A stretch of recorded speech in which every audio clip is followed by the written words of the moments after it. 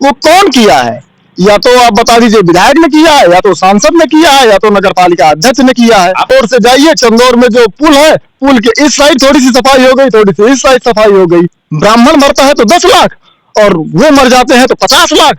साथियों नमस्कार, मैं रामकिरण पांडे और आप देख रहे हैं द राष्ट्र लेवन। साथियों आज मौजूद है सुल्तानपुर के इसौली विधानसभा में। यह हैट्रिक लगाया है सपा ने यहाँ, और मैंने सोचा कि आज आपको उसी जगह ले चलूं जहां सपा का गढ़ माना जाता है। हमारे साथ बैठे हैं सुमंगल तिवारी जी, जो सपा के युवा मोर्चा के जिला अध्यक्ष हैं।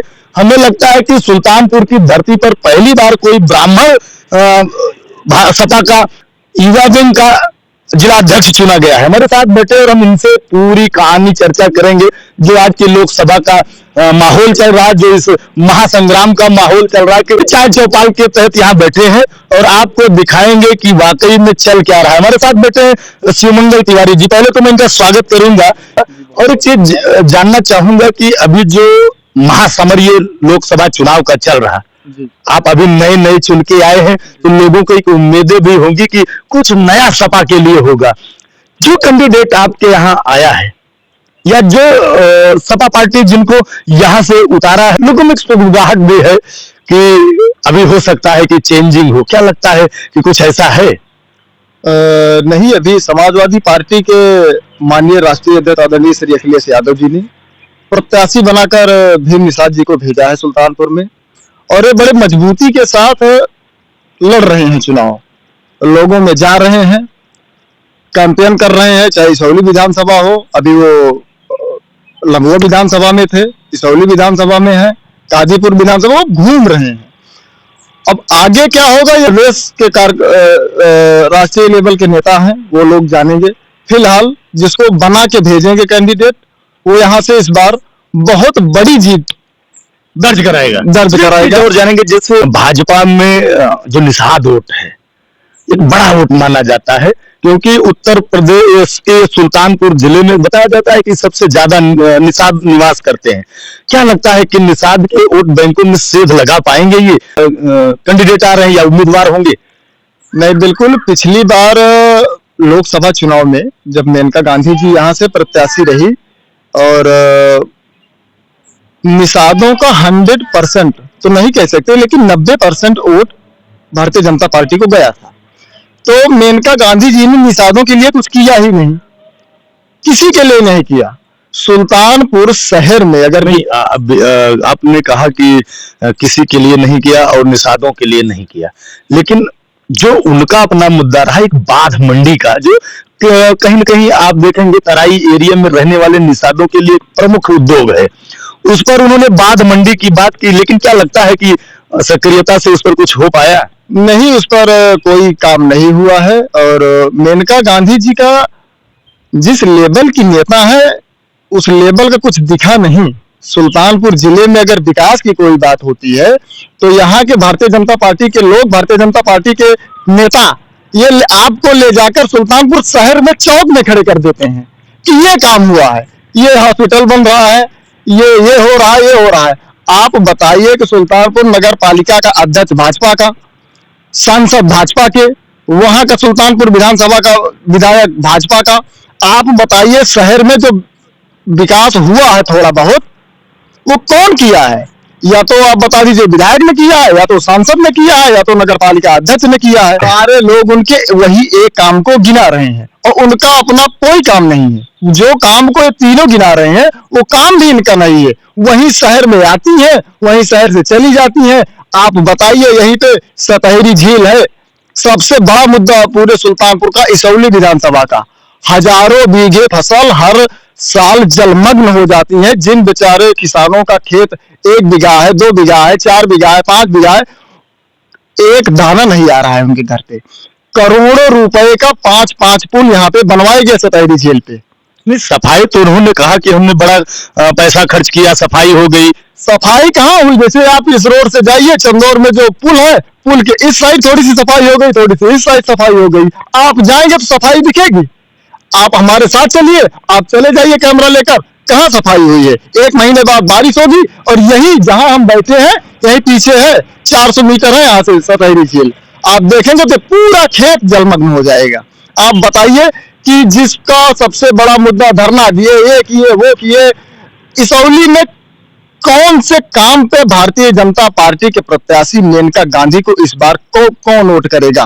कौन सा है काम इनके पास? एक काम किए, सताही जेल का बड़ा प्रोपोगंडा मचा दिए कि ये हुआ, वो हुआ, 5-5 पुल बना, कुछ नहीं हुआ। 1 महीने बाद बारिश होगी, आप लोग आके देख लीजिएगा क्या काम किए हैं। कोई काम नहीं हुआ है। और इस बार ये जो कह रहे हैं कि हम बड़ी जीत दर्ज करेंगे, बड़ी छोड़िए, इस बार छोटी जीत नहीं दर्ज होगी कर पाएंगे। ये ब्राह्मण नाराज है, क्या लगता है कि ब्राह्मण नाराज है? ब्राह्मणों का नाराज होने का कारण, सुल्तानपुर में ब्राह्मण बड़ी संख्या में है और हमको लगता है कि ब्राह्मण वोटर सबसे ज्यादा है। ब्राह्मण प्रताड़ित हुआ है इस सरकार में, और सुल्तानपुर में जिस तरीके से ब्राह्मणों की हालत है वो दयनीय है। आप बताइए, अब तो लोग डर रहे हैं। बहुत साल बाद मैं तो जानता नहीं था कि पिछली बार ब्राह्मण सम्मेलन कब हुआ था। मेरी जानकारी में पहली बार इतना बड़ा ब्राह्मण सम्मेलन तिकोनिया पार्क में हुआ। किस मामले में?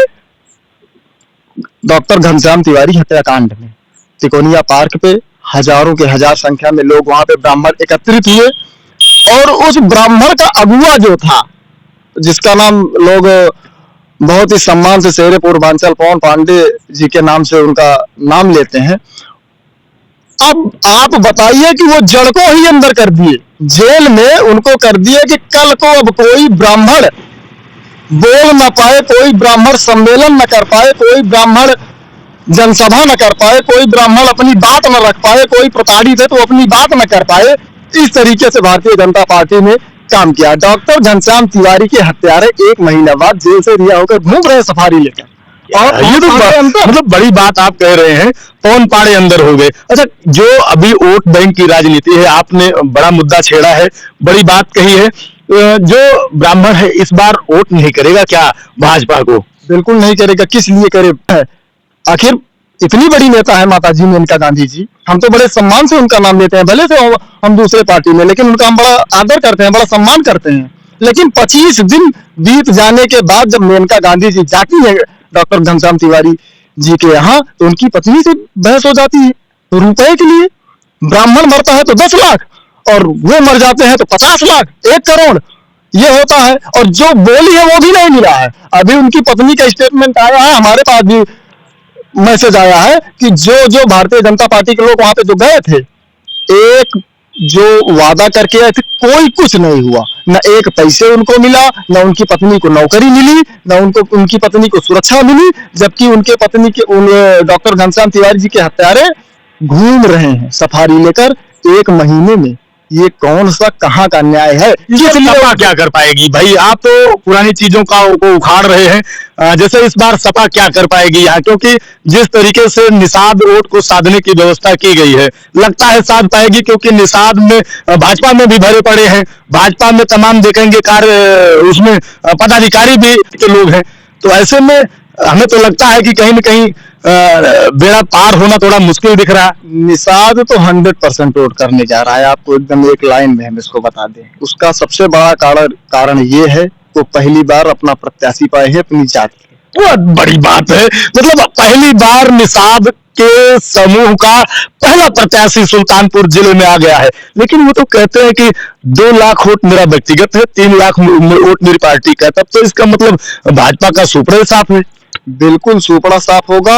और जो 1 लाख वोट निषाद का इनको मिलने जा रहा है, फिर निषाद जी को या जो भी प्रत्याशी निषाद पार्टी मतलब निषाद से आएगा, जो वोट इनको मिलेगा वो भारतीय जनता पार्टी का वोट उतना माइनस होके इनको मिलेगा। निषाद भाजपा का वोटर रहा है यहाँ का, जहां तक मैं इसका मतलब आपका जो कहना है इस बार सपा यहाँ परचम लहराएगी। बिल्कुल बहुत बढ़िया चुनाव लड़ेगी, और ब्राह्मण इनको चुनाव हराने जा रहा है। अंदर अंदर सब जगह चर्चा है। हालांकि ब्राह्मण का ये मन था कि प्रत्याशी अगर जमीनी होता, सुल्तानपुर का होता, तो थोड़ा और मजा आ जाता लड़ने में, तब तो इनको लाखों से हरा देते।